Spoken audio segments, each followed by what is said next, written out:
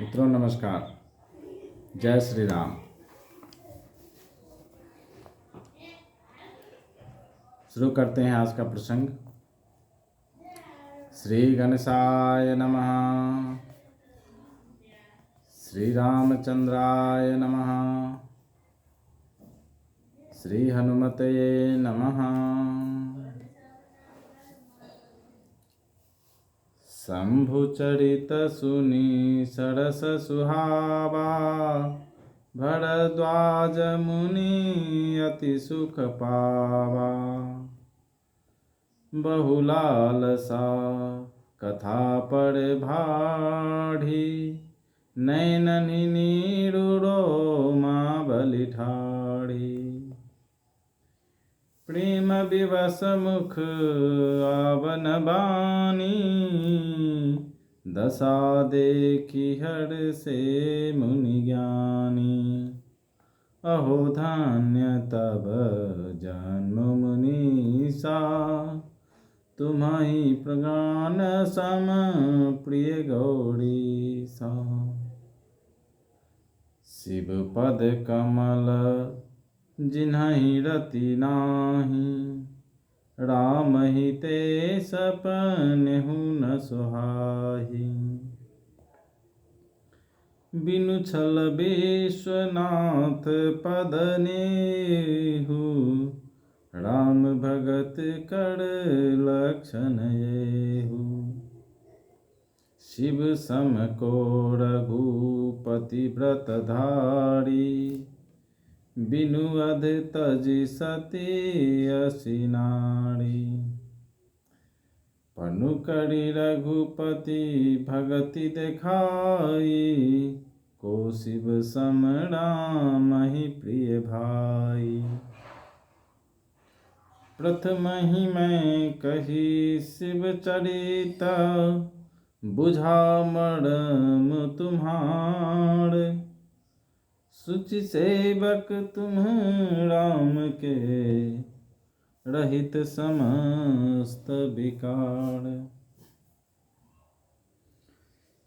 मैं जाना तुम्हार गुणशीला, कहु सुनहु अब रघुपति लीला। सुनु मुनि आजु समागम तोड़े, कही न जाई जस सुख मन मोड़े। रामचरित अति अमित मुनीषा, कही न सकहि सत कोटि अहिसा। तदपि जथा श्रुत कहु बखानी, सुमिर गिरापति प्रभु धनु पानी। शारद दारु नारि सम स्वामी, राम सूत्रधर अंतर्यामी।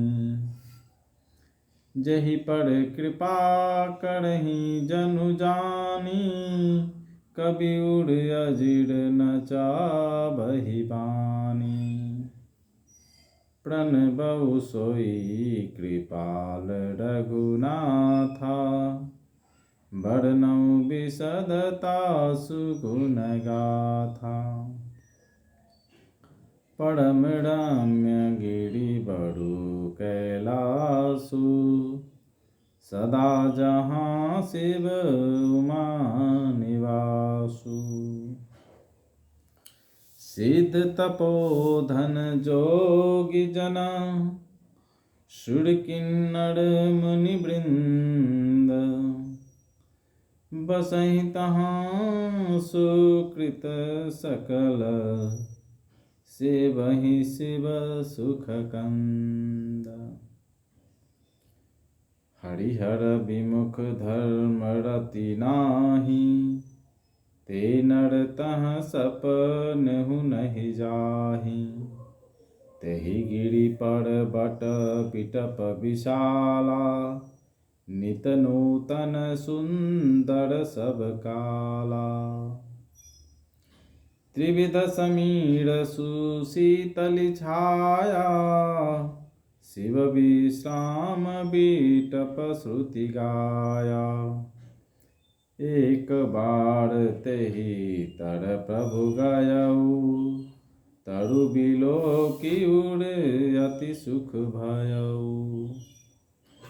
निज कर दासी नागरी पूछाला, बैठे सहजहि शंभु कृपाला। कुंद इंदुधर गौड़ शरीरा, भुज प्रलंब परिधन मुनि चीरा। शिव जी के रसीले और सुहावने चरित्र को सुनकर मुनि भारद्वाज जी ने बहुत ही सुख पाया। कथा सुनने की उनकी लालसा बहुत बढ़ गई। नेत्रों में जल भर आया तथा रोमावली खड़ी हो गई।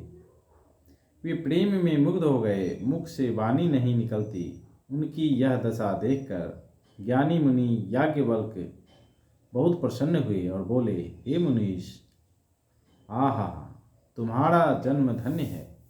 तुमको गौड़ीपति शिव जी प्राणों के समान प्रिय हैं।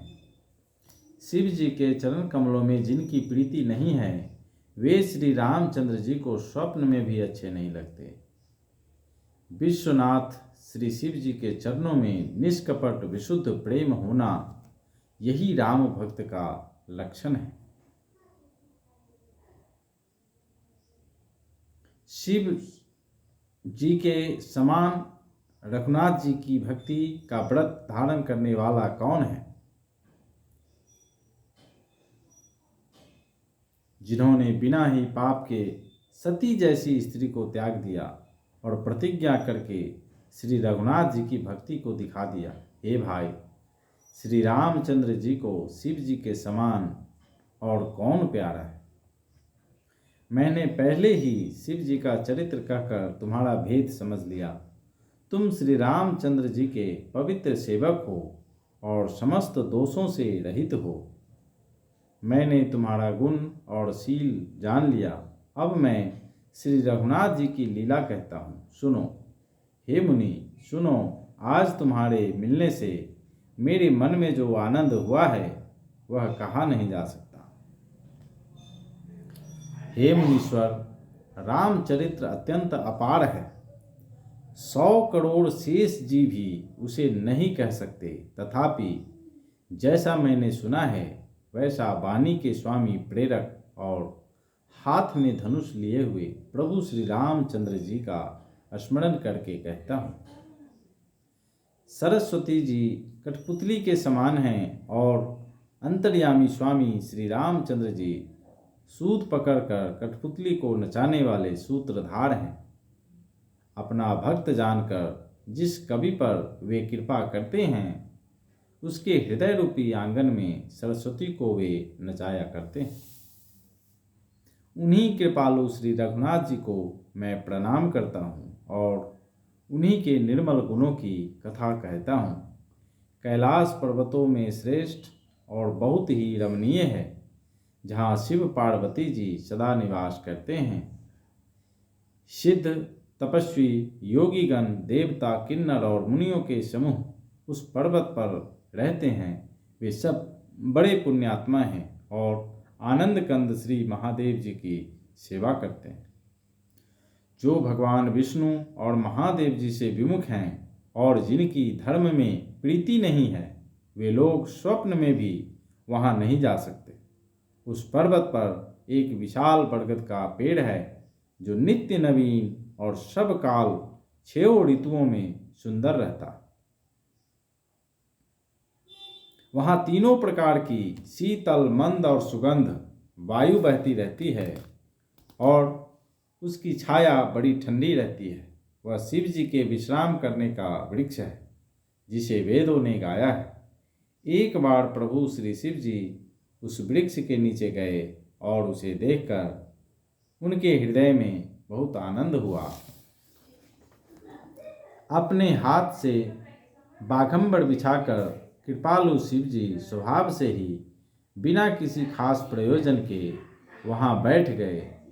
कुंद के पुष्प चंद्रमा और शंख के समान उनका गौर शरीर था, बड़ी लंबी भुजाएं थी और वे मुनियों के से वलकल वस्त्र धारण किए हुए थे।